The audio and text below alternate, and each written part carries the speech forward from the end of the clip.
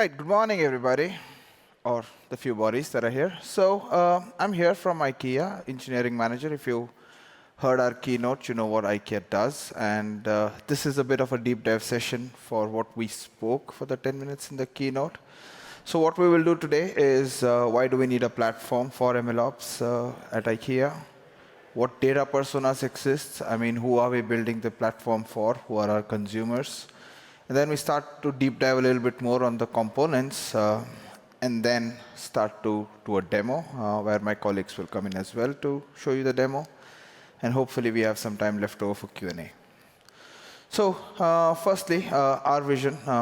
IKEA has a vision to create a better everyday life for the many people, which means we strive every day to build products that makes your home furnishing needs disappear, right?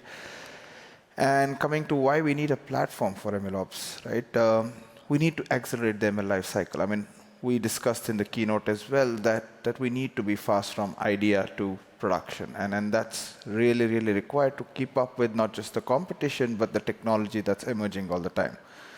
Standardization and collaboration. I mean, many of us are in the company that are doing the same things, but differently. And in data science, if you want to do scaling, you need to standardize as much as possible. And collaboration becomes essential. You need to be able to reuse components that you've built for a certain model in another model that could probably do the same, right?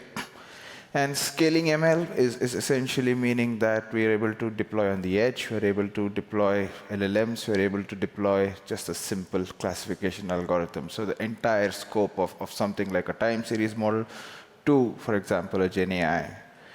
And then observability and explainable AI. I mean, this becomes very critical to us. We have a customer promise that we will always use our customers' data to do the right things for them, and then we do not sell data or misuse data. So we need to be able to develop explainable AI and also look at, for example, security and compliance.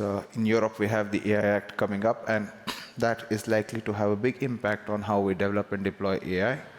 And these things come together for us to say, why do we need a platform? Now, looking at the consumer landscape, or who are we delivering a platform to, right? So we did this assessment in the company saying, okay, now who is working with data and algorithms?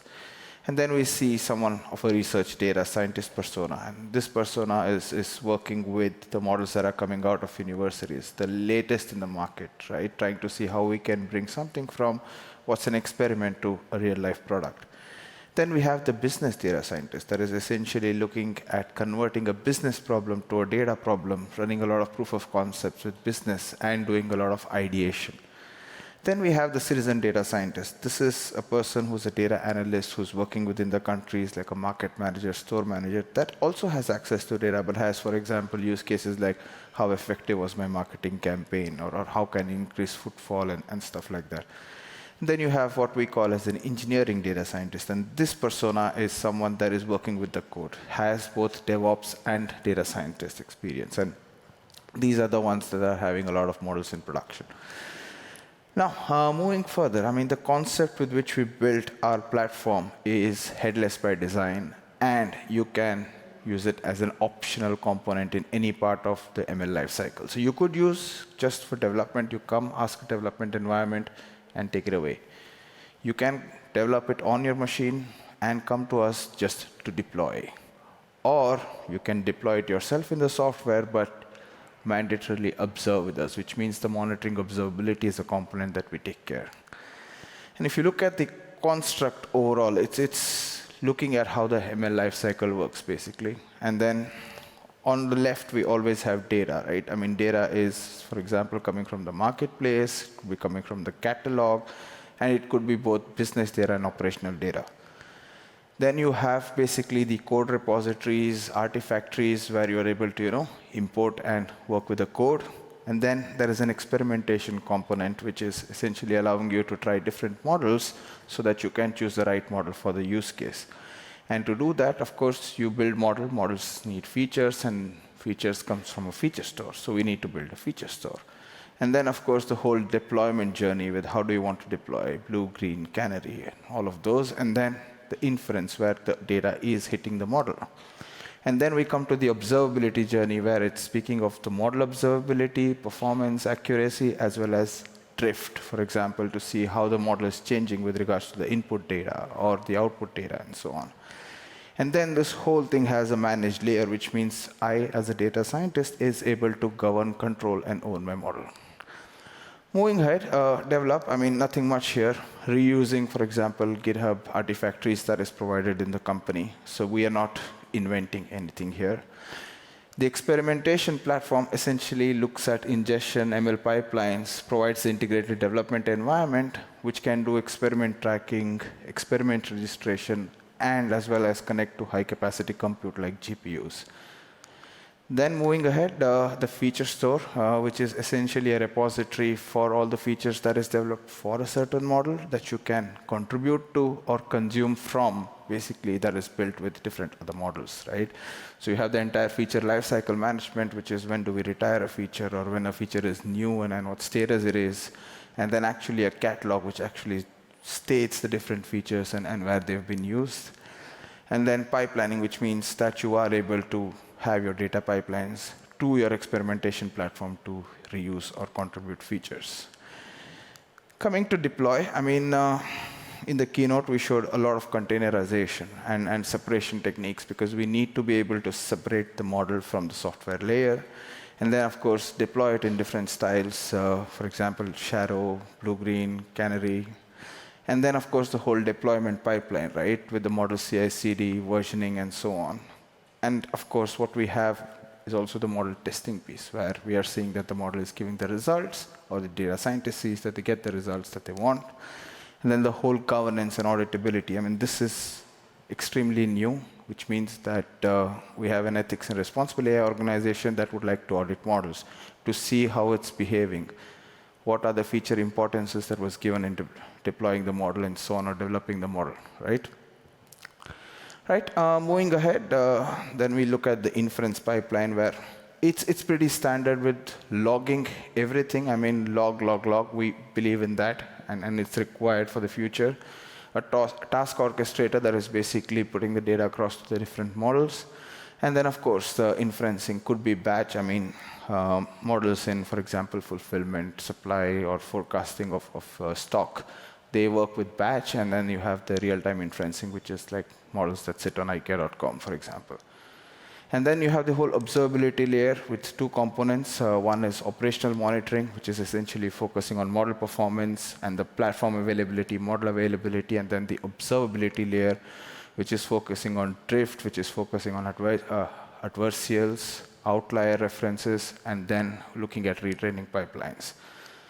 So that's the observability layer, and then we come to the managed layer, which we've built ourselves with Scapa Design, as we call it. It's the internal design library. And there you have like the model registry, which is the centralized repository for all the models that we have in the company, versions of those models so that you're able to promote, demote versions, a metadata repository, which is for the model's metadata, and then the whole lifecycle management of the model. And then access management, which means the model can be private, public, as well as shareable, that I can actually share it with individuals instead of making it public, for instance. And within the whole managed layer is the experience layer, which is the front end that I spoke about. And it also has like a role-based access space, which means it's where I get to see what, for example, cost of my model is, how much data is hitting on my model, and so on. And then, of course, the different integrated development environment flavors that you will see in the demo as well, where I can actually have some sort of a buffet concept of what would I like to develop, or what requirements do I need in my development environment.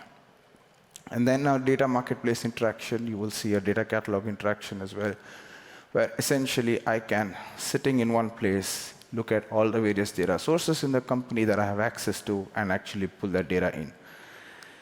And then we have a whole one-click deployment journey. If you can't do it via code, you can also do it via front end, and the same one-click observability journey, which means you can do it via code or via front end, because we have all these personas that we need to work with. And this is the platform components that we have. The infrastructure is on Kubernetes. It's the heart of the platform.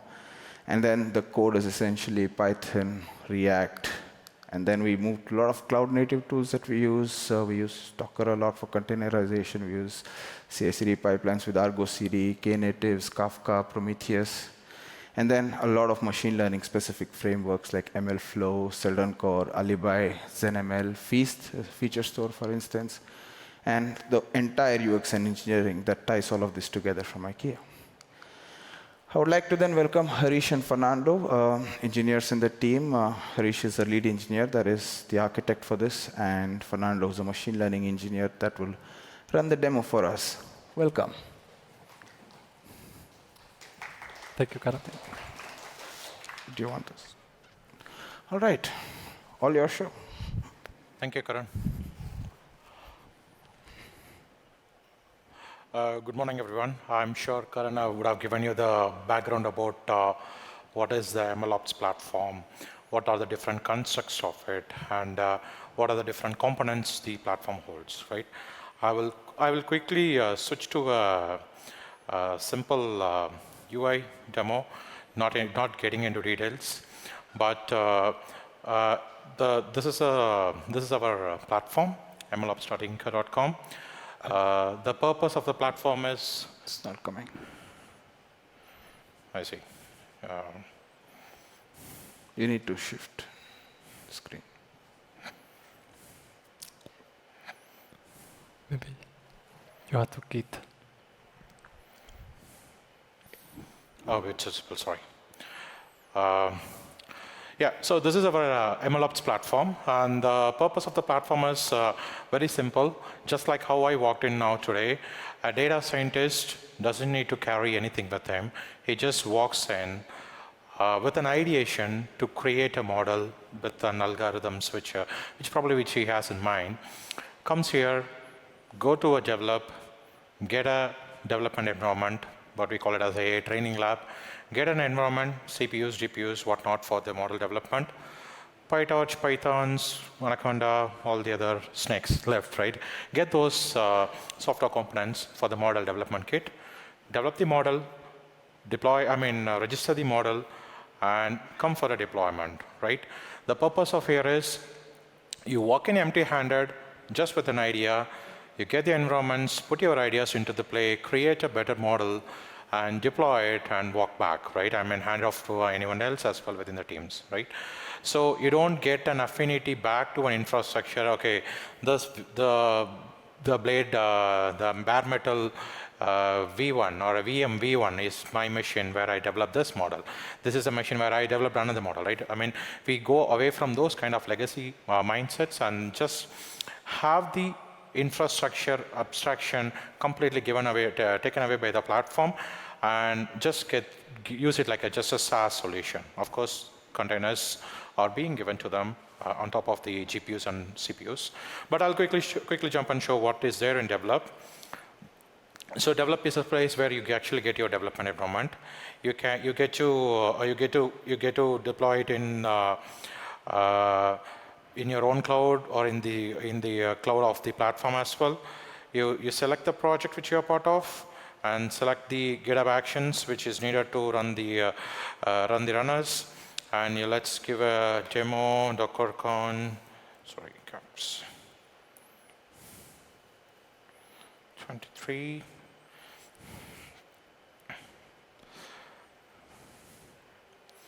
I'll select our favorite zone. And you can get a GPU environment as well directly from here, or maybe a lightweight model development, get a CPU environment, and a machine of any types.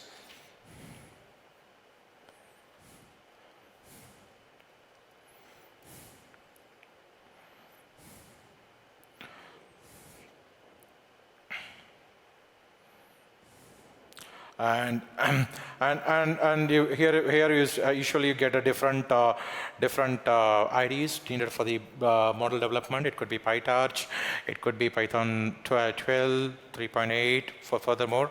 Basically, you select what are the different other platforms and the software packages you need, and you click on deploy, right? Immediately by clicking on deploy, you will have the machines coming up right away, along with the access to the Jupyter notebooks installed on them, and the means to connect to the IDE, and then do a remote development as well, right? That's again the develop. So this is in similar, whatever I take it there, get listed back in the service area, right? I mean, let's say this is an instance which I created before.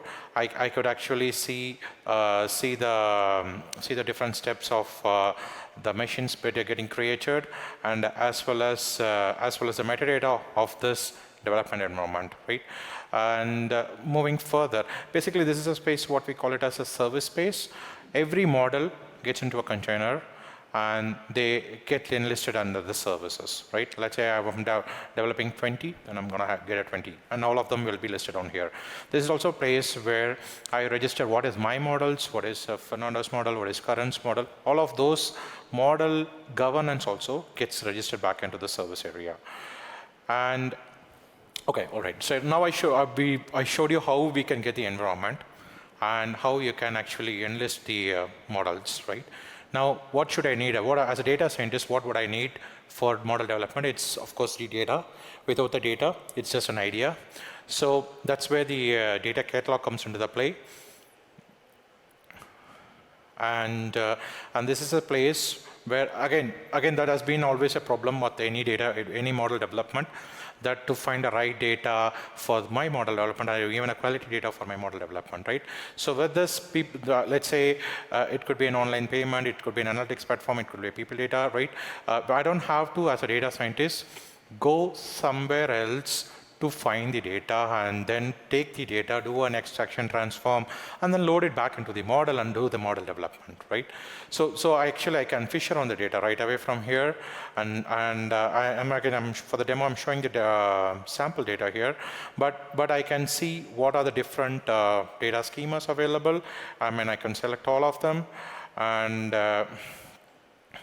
it let me to quickly generate a query for it, which will be used directly into the model, which is imprinted back, which Fernando will show in detail during his turn, right? And that's the data catalog part.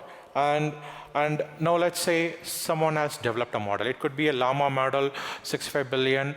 It could be having, it could be a model which is public model, which is downloaded. Maybe a little bit of fine tuning is done, right? But not using the platform. But let's say they want to come and deploy it here. That's where the deploy piece comes in. I don't have to bring a code. I don't have to bring the artifacts. I don't have to bring the pickle file. I don't have to bring all of those things, dependency packages with the code to do a deployment of a model. All I need to bring it is a Docker, which is pre-built, which is set with all the dependencies, metrics needed for the model packages, all being inside the Docker image, can be brought it into the platform, and then right from here they can be publicly inferenced, which is basically goes into the deployment stage and gets an endpoint for a production. It's let's say a prediction model. You deploy it, you bring that Docker image here, deploy it, you get the endpoint, and then it serves any end users based on the ingress and egress policies. So this is a deployment space. It's pretty much similar to what you have seen in the dev. I gave a model name. And let's say I use XGBoost. And okay, I'll go for a custom. And it asks me for a Docker image. I can provide an image link, and this is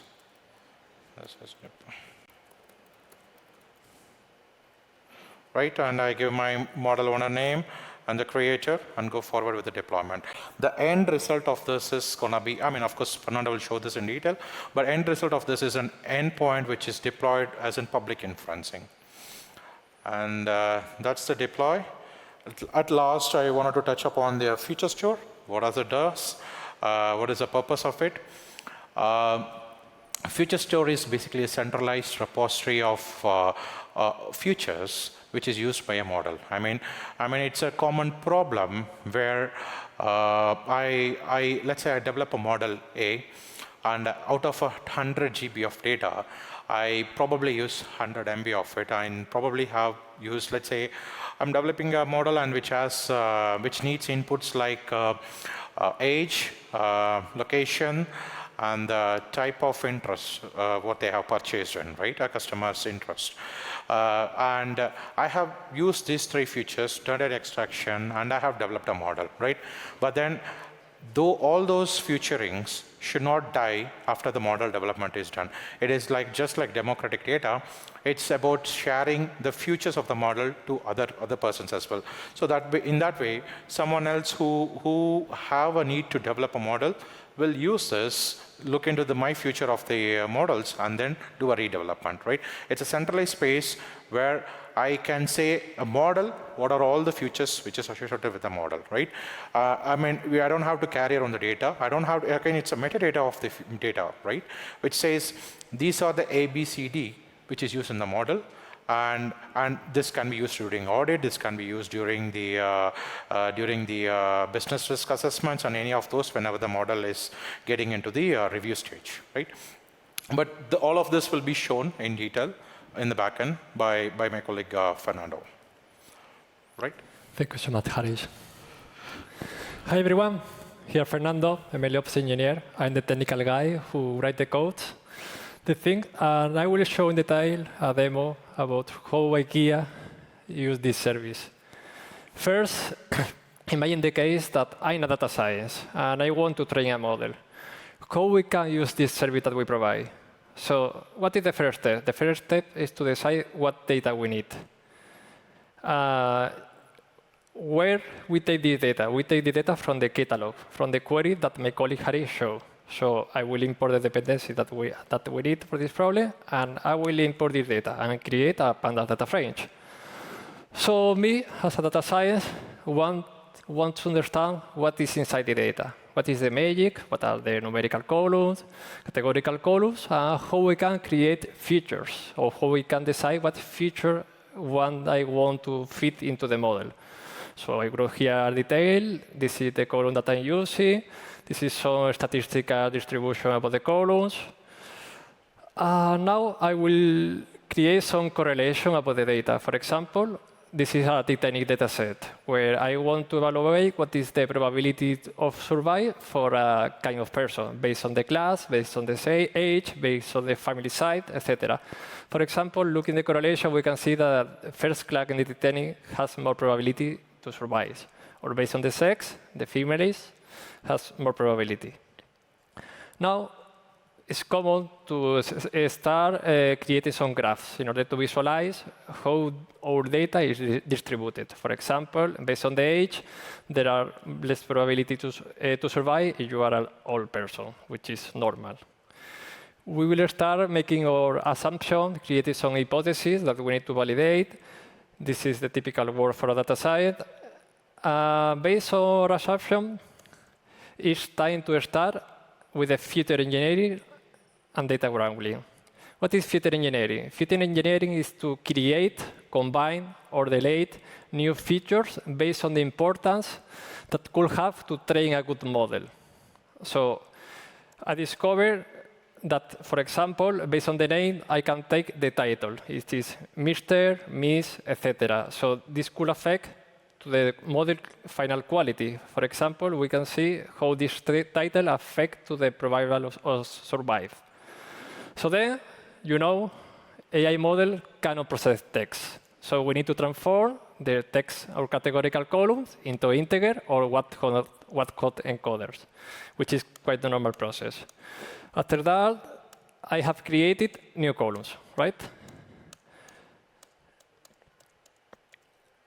So this will be my final data set based on the assumption that I did in the feature engineering process. Now, I spent so much time creating this feature and researching.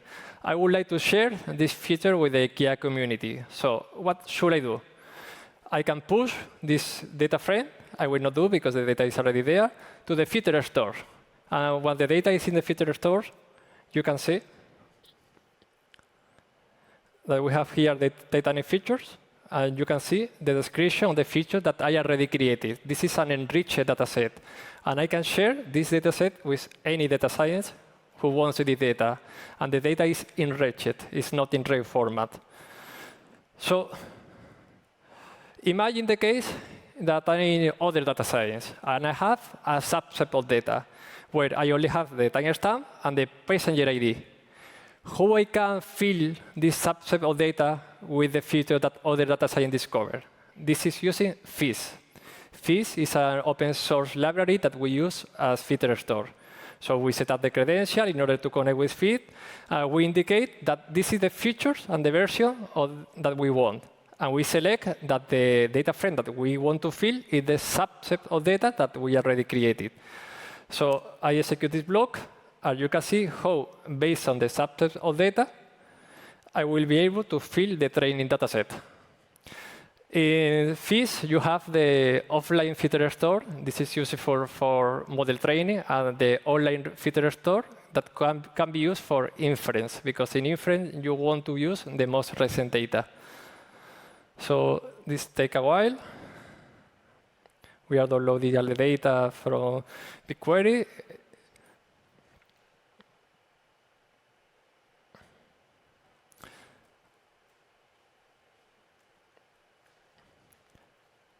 As you can see here, we have the detail, what is the project, what is the original data set that we upload in the previous blog, and we can use this information together.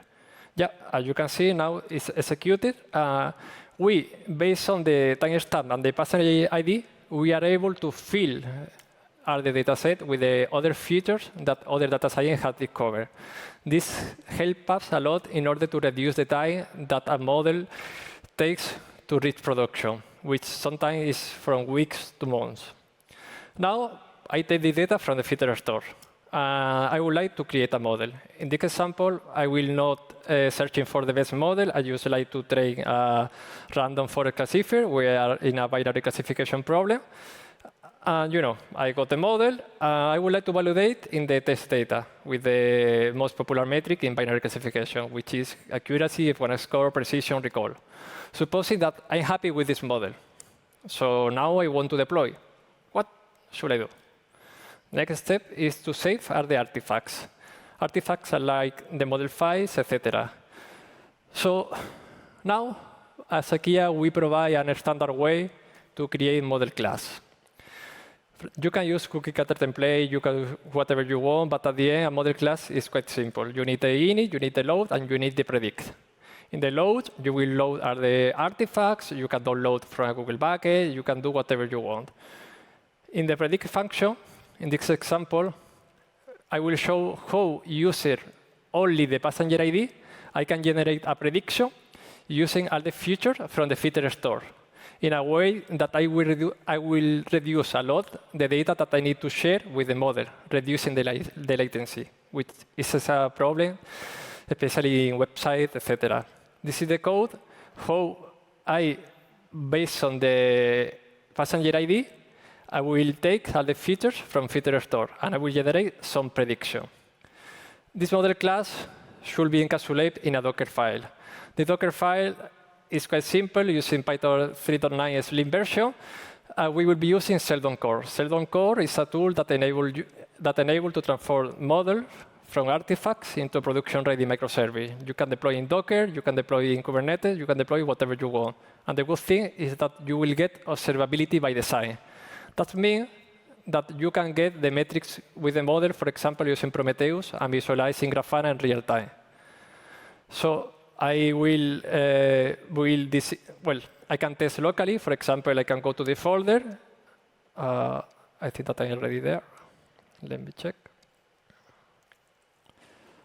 Yeah, I am there. So I can load this class, and I can test locally. And here, for example, using only the passenger ID, I was able to generate the probability of survival based only on the passenger ID. And the model inside will fill all the features that we use for training.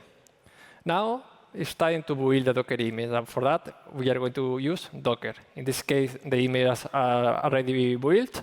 But here are the commands. We need to build, push, and even we can run to test locally using Docker.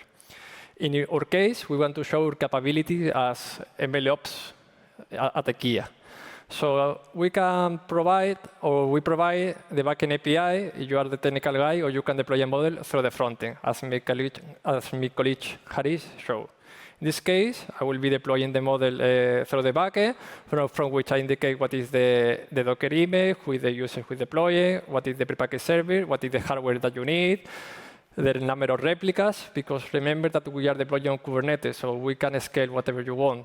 If you receive a high number of queries in any time, we can automatically scale and maintain the latency stable.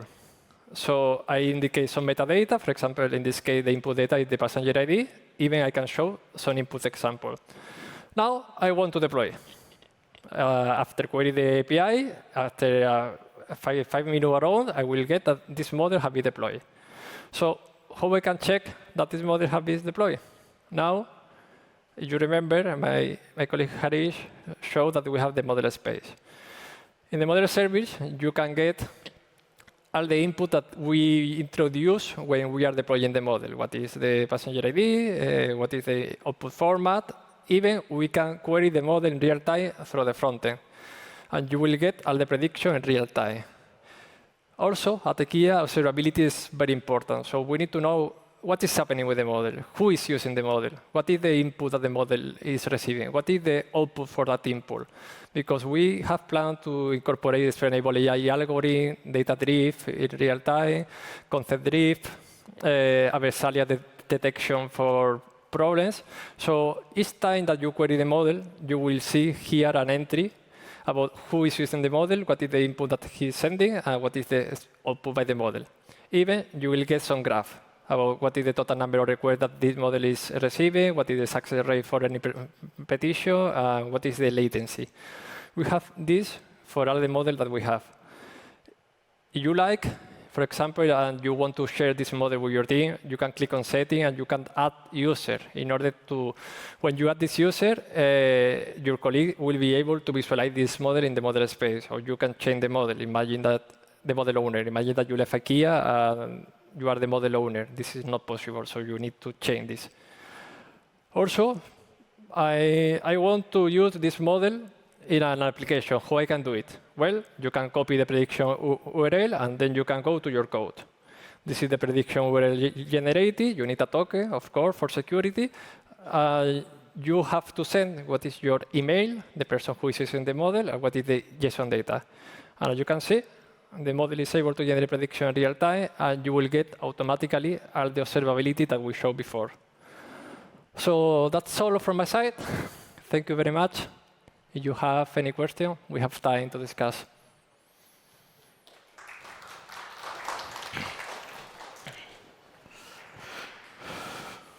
Yeah.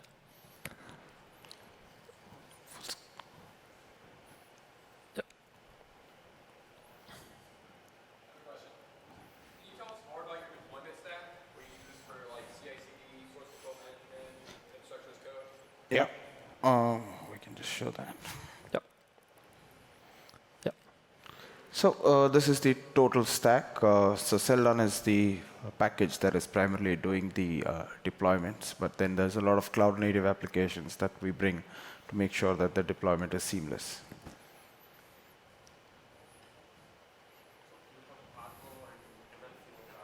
Yes. Multiple. So MLflow is the experimentation platform. That's a separate cluster. Argo CD is essentially doing the CI/CD pieces across.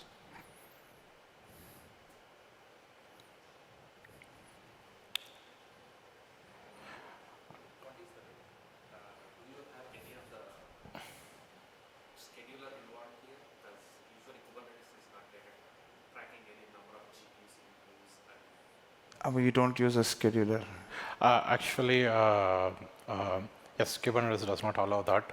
We are not there yet for the scheduler for the GPU part. In fact, the GPUs, even we just got the GPUs for the training pieces. That scheduler is not there at the moment. That means, let's say I can't schedule and say, this is 100 GB of data. Go ahead and run the batch training on coming Friday, end of the day. resume back on Monday, right? I mean, that scheduler part is still handled over the coding level, not on the platform yet, but that's a piece which we are on the backlog for us to do the development, right?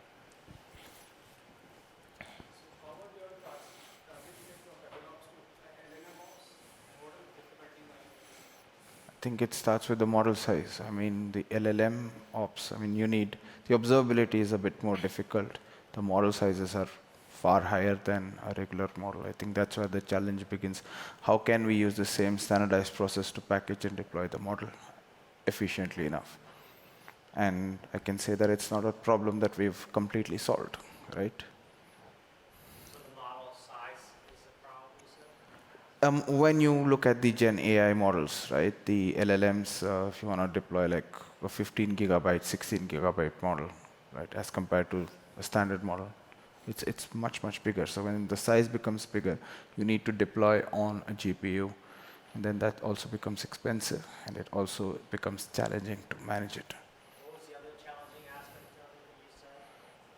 You said LLMs and something else. I missed that. Yeah, so LLMs is the challenge. I think that was the question. That's it. Okay. With the GPU. I mean, our point is stances with relation to the deployment. I think that's the question he was asking. Deploying a normal model, a classification binary, deep learning models. I mean, we were using Seldon for doing the deployment, and it is working absolutely fine, right? But the challenge arises when it is in Llama model, which is very huge in size, even for a normal runners to even take and do the deployment back into Seldon, right? That's one of the primary challenge which we face with Llama models. Again, it's just infrastructure pro challenges, not on the platform level. The furthermore challenges is on his question regarding LLM mobs, right? Right now, we are, exactly like Karan mentioned, we have not solved the problem of LLM ops. The MLOps platform is now just scaling more to adhere and adapt to the LLM ops of operating models, right? I mean, right now we are just deploying one LLM model at a time, just like treating a normal model. But the multimodal orchestration between the LLM ops, right? That's something which is still undiscovered or unresolved, which is what is an expectation for all the MLOps platforms to start supporting LLM ops as well, right? So that's the answer I would say. Yeah. Are there any other questions? How have your processes changed since the introduction of these highly useful pre-trained models that we're seeing emerge? I mean, from ChatGPT to to Claude to Llama, I guess. Is that accelerating your development? In a way, it is. I mean, it has kind of like made us data scientists to go into a detour. It's the actual observation from our side. All the ChatGPTs when all came in, everybody took a detour there, started using it, then start getting problems with the latency, right? Which has become one of the biggest hurdle as well. Now, even we started getting enterprise ChatGPTs, OpenAI as an enterprise cloud as well, dedicated instance of it. That solves part of the problem, but still, what we think is we still get the top level results from the model, not the destined results which we wanted to get it from the model. So that's where we started detour. I mean, we said, okay, that's a very good research. We did a detour by using the pre-trained models, but that doesn't, like one size doesn't fit all, right? So we started getting into the own Llama models in-house and start doing a training internally to give a very customized answer results, streamlined for of our consumers. So in that way, we also don't go into the view of black box. So we always will be able to explain why did we say this answer to this consumer, right? And also the auditability as well. So that's the detour route we have taken now. So you chose Llama over OpenAI Enterprise Cloud, ChatGPT, because you have more. We chose open source models. I think that's more relevant to say. I mean, OpenAI and ChatGPT is a closed model, right? You can fine tune it, you can do a lot of things with it, but it's not open source, because in an open source model, there is a lot more information available on how the model was developed, what it was trained on, right?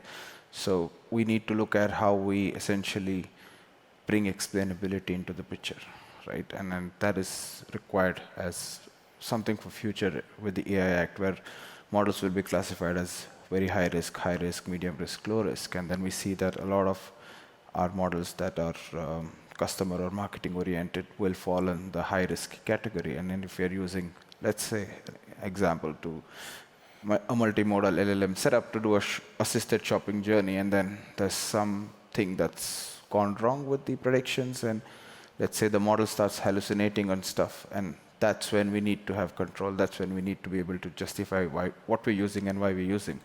And that's why the approach is right now to look at open source models to have more control over what we send out to our customers. So what open source models do you use? We use a lot of them. Well, I mean, essentially, if you look at it with the multimodal setup, right? I mean, we use Llama. We use even one closed source, like, for example, Bard. 5 billion Llama model we use Yeah. in one of the, I mean, again, I want to clarify, we are the platform. So, and then we let different data scientists, arbitrary teams to use their own models, right? So, and I have seen 65 billion llamas and multiple Bard also has been being used right out as well by the data scientists. They have their own autonomy. Yeah. I think Interesting you're choosing open source. Yep. exactly, and there's, apart from that reason, no matter what our users use, we should have a platform that delivers to that purpose. I think that is the motto, right? I mean, you saw the persona piece in the beginning as well. There could be someone who's a data analyst that wants a GUI to be able to deploy a model, or there is an experienced data scientist that's going to work with, the latest model out of research. So it's more for us as a platform to provide for all those personas in the best ways possible to be able to deliver value.